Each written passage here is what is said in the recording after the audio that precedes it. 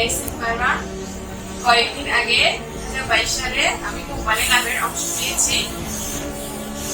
আমি কোম্পানি লাভের অংশ পেয়ে খুব খুশি এবং